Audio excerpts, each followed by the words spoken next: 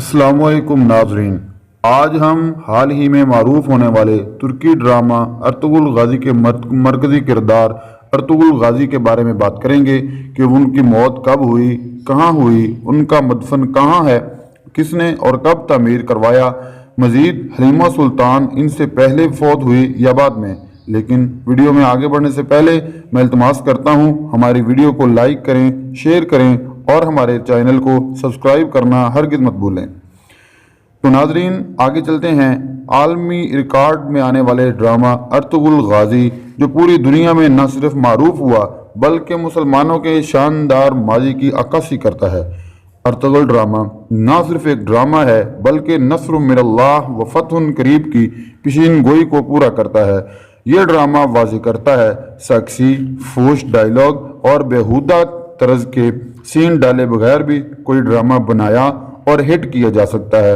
और ये ड्रामा वाज़ेह करता है कि अगर अल्लाह पर कामिल यकीन हो तो एक खाना बदोश काई कबीला मंगोल ताकतवर अजीम फौज को घुटने टेकने पर मजबूर कर देता है और सल्तनत उस्मानिया जैसी अजीम रियासत कायम करके पूरी दुनिया को इस्लाम के एक परचम तले जमा कर सकता है। अर्तुगरुल गाजी 1188 में तुर्की के एक सूबा बोजा में पैदा हुए। वो बचपन ही से नाडर, बहादुर, बेबाक थे। इन्हें घुड़सवारी, नेज़ाबाजी अपने बाप से विरसे में मिली थी। वो जब भी शिकार के लिए निकलते कभी खाली हाथ घर न लौटे। ताकतवर होने के साथ साथ वो बहुत ज़हीन थे। इसी वजह से इनके बाप का इन पर बहुत ज़्यादा एतमाद था।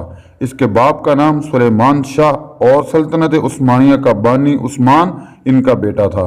गाजी अर्तुगरुल ने मंगोल, ईसाई और अंदरूनी गद्दारों के साथ बहुत देर तक जंगें लड़ी और ये जंगें हमेशा इन्हीं के हाथ में फतह की नवीद के साथ सुनाई दी गई।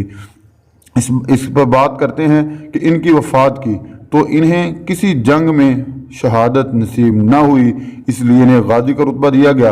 अर्तुगरुल गाजी ने बीमारी और बुढ़ापे की हालत में कबायली जिरगे में अपने कबीले का सरपरस्त अपने बेटे उस्मान को नामजद करके कबीला इस पर छोड़ दिया।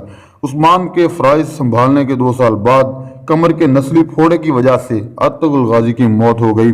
अर्तुगरुल की वफात 93 साल की उम्र में 1281 में हुई। तुर्की के शहर सोगत में वफात पाई और हलीमा सुल्तान की वफात इनकी वफात के 1 साल बाद हुई।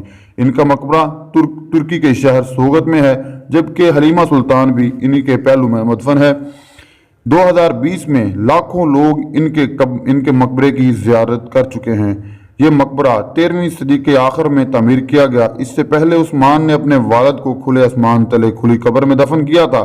सोगत के मरकज में बाद में इनका मकबरा बनाया गया और फिर 1737 में मकबरा सोम मुस्तफ़ा ने बहाल किया।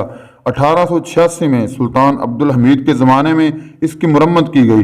इसी दौरान मकबरे के दरवाज़ों पर 2 फव्वारे नस्ब किए गए और 1905 में इस कब्रिस्तान के चारों तरफ एक बड़ा इलाका तख्लीक किया गया।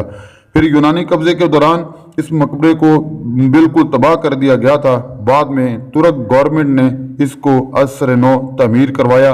ये थी आज की हमारी इंफॉर्मेटिव वीडियो। मज़ीद वीडियो अपडेट्स के लिए आप हमारे चैनल को सब्सक्राइब करें और बेल के आइकन को प्रेस करें ताकि हमारी हर नई आने वाली वीडियो आप तक पहुंचती रहे।